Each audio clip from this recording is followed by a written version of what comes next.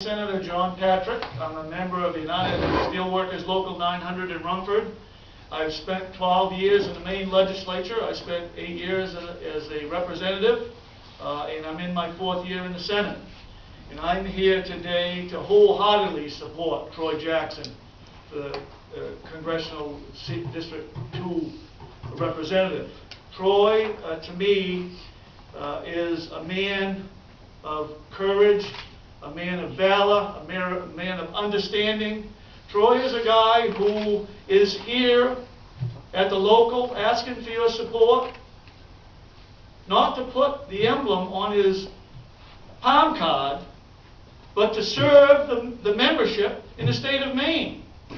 I'm a Labor Democrat. I've always said that. I'm one of the few that say that, because to me that is something, not only a union, but the non-union workers have no voice either.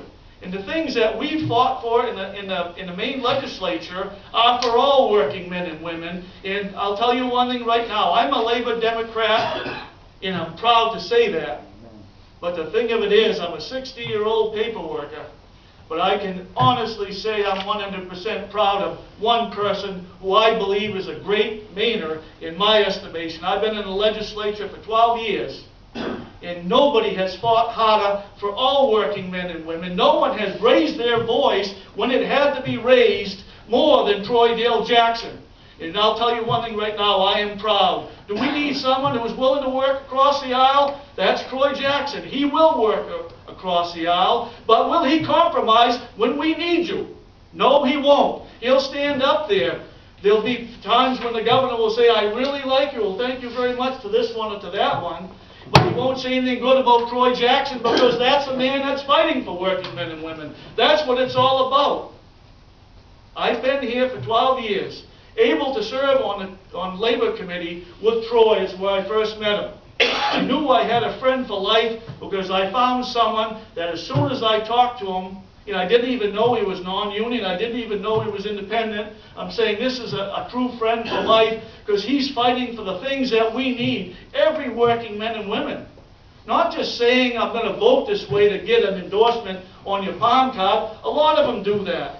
I'm looking at someone that should be hailed as the primary labor supporter in the state, because he is. All you've got to do is listen to that man. He speaks from his heart. He knows, because he's a working man and women. He didn't babysit when he was a little kid. He was working hard. He's worked hard his whole life, ladies and gentlemen. He's a fighter for working men and women, and I'm so proud to have him on my side. I always look at myself as someone who fights hard, works hard for labor. Who's gotten more awards in my 12 years from labor? Prestigious awards, otherwise, than Troy Jackson. He wasn't even a union member. But we honored him because he fights for all working men and women.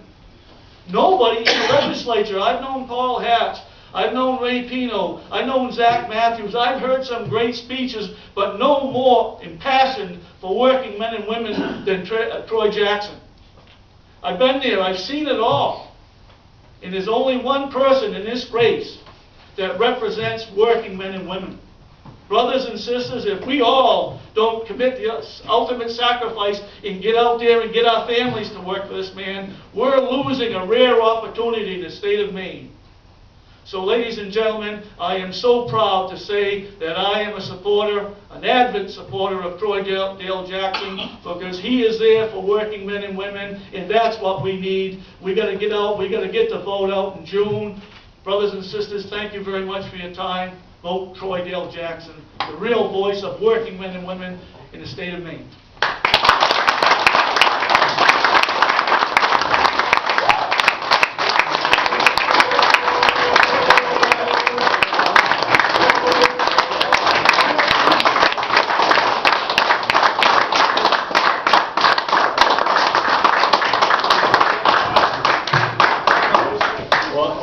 Thank you so much. I'll tell you, everyone that spoke, everyone in the room, you're killing me, because that's one thing that the one thing that I really always get uncomfortable about is, people speaking about me. So I appreciate it. I really do. And thank you so much for taking time today to come here today. I mean, you know, the whole thing about this race for me is that, you know, I never planned on running for the House. I never planned on running for the Senate. But I've been so blessed to actually have done that. And in this race here, if Mike would have stayed as our congressman, I'd have been extremely, extremely happy, because Mike has been great in Washington. He's been one of the few people that's actually been standing up for working people. And if he'd have stayed there, I'd have been more than happy to continue what I'm doing in the Senate now. But because he's chosen to be our governor, which I am so ecstatic about, I thought it was as important to make sure that somebody was in Washington, continuing what Mike's doing, trying to make that argument that's always needs to be said. And for this race, you know, it's very clear to me that, you know, I'm in a race with other people that I can't help it. It's the reason why I decided to run, that too often they were willing to compromise and do things that weren't good for working men and women, and that's why I've been able to join my good friend and colleague, Senator Patrick, in fighting for these issues. We did lose on some of these, but you know, it wasn't for lack of trying. And you know, even now, really the four major candidates, the other three have worked with this governor. I've been criticized even this past week for talking about something that, you know, when you take people into a room and use your authority to make them feel like they have to break the law or do something that they don't want to, that's wrong. And the governor's been doing that far too long. And so for me to say that, you know, he should be impeached, well, I think he should. I think no one should have that ability to take people in and make them feel bad, workers or anyone under you like that. And some of these, well, everyone in this race, besides myself, has been saying, well, that's the wrong thing. Let's get together. Let's compromise. Well, yeah, I want to compromise. I want to compromise on things that make working men and women in this country have a fair chance, have ability to get health insurance, ability to get good wages, not worry that their kids are going to be clothed, not worry that their kids aren't going to get their health insurance or be able to go to college. Those are the things I want to compromise on, but I want to compromise in the way that the working people in this state don't have to worry about them. But, you know, this whole race about, you know, tax cuts for the rich and taking away pensions and stuff like that, those are the reasons why I wanted to run for this, because I think it's too important, and I think it's time that more people stood up and worried about these issues and didn't have to bend or break or have these things taken away from them. So when you look at this race, there's only one person that's been willing to do that, and I've done that because it's important to me. And I know how much it's important to other people. I've seen it. I've watched people have to worry about standing up for what's good for them. So, you know, I can't tell you how much. And, you know, I had hoped all along that the people in this room would be willing to support me. One of the people that's at the State House said, well, Troy, you know, I'm not going to support you because you don't know the right people.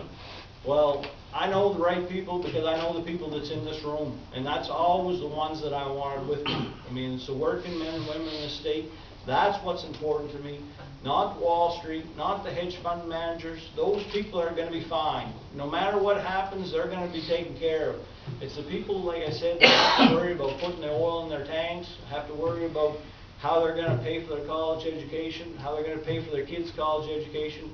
Those things aren't being talked about enough in Washington. And when you look at, you know, this governor, as bad as he is, there's a whole bunch more people in Washington that are just like him. And I am just not afraid to stand up to these people. It doesn't always mean that you're going to win, but, you know, damn it, you have to push back. You have to be willing to say, look, enough is enough. You've taken too much from people, and it's time that we start turning around and giving back to working class people, because, you know, the gap between rich and poor is getting farther and farther apart, and it's just time that we have more people standing up for working class people. So while I never expected to do this, I'm more than willing to take on this challenge, and I know that having the support of the people in this room is going to be the thing that pushes me over the top. And I got to say that is what I had always hoped for, and I can't be more proud to stand here with you today, because, you know, this is what it's always been about for me, and I just don't want to let you down. I don't want to fail you. I'm going to give it every damn thing I got, and I'm not, you know, I'm going to be relentless, and I'm going to try, like it was said, to follow Mike. And I know that is big shoes to fill, but I hope at the end of it, you'll be able to say, well, you know, he was as good, if not better than Mike. And that way you'll know that I pushed as hard as I could, and that's my story, and I'm sticking to it. And if you got to hold my feet to the fire, well, I don't think so, because I can promise you that my heart is not going to let me forget who I am and who I serve, and it's the people in this room. So thank you. I mean, I can't tell you how much I appreciate it, and the ability to have met all you people through to this time has been one of the greatest things in my professional career. And I mean, this is like a family now, and that's why I feel so comfortable, and I just enjoy so much being around everyone. It's been a great experience, and I'm hoping to continue it in Washington. So thank you, and thank you for what you've done for me.